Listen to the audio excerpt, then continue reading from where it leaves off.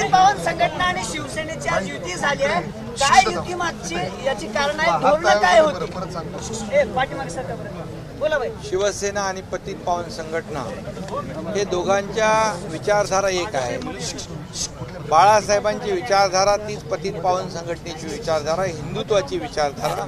आमच्या दोघांचे रंग भगवे आहेत, झेंडे भगवे आहेत, विचार भगवे आहेत आणि त्यामुळे ही शिवसेना आणि पतित पावन संघटना एकत्र आलेली आहे.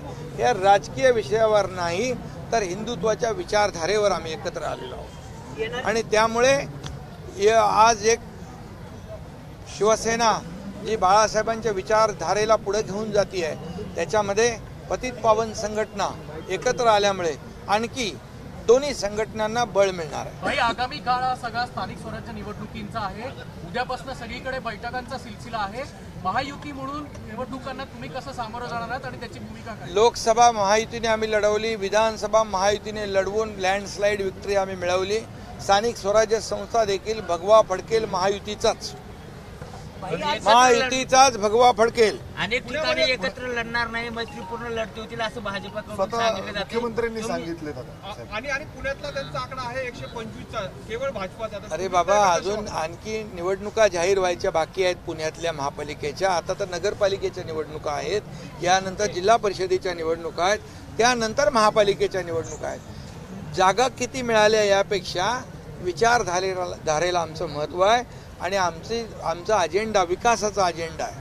त्यामुळे खुर्चीचा अजेंडा आमचा नाही आहे, किंबहुना जागांचा अजेंडा आमचा नाही.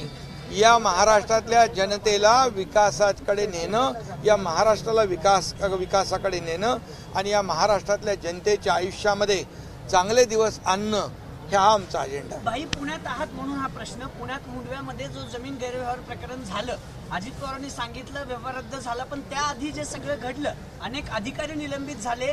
तुम्ही स्वतः लक्ष घालणार आहात का की या सगळ्या प्रकरणावरून अजित पवारांना टार्गेट केलं जात आहे का? यामध्ये मुख्यमंत्री महोदयांनी स्वतः लक्ष घातलेलं आहे.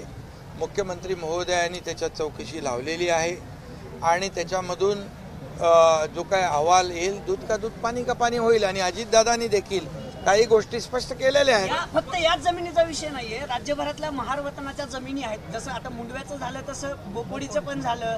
अनेक महार वतनाच्या जमिनी आहेत. यासाठी काही नियमावली बनणार म्हणून या एकच लक्षात ठेवा, कुठलाही गैरप्रकार सरकार खपवून घेणार नाही, कुणालाही पाठीशी घालणार नाही.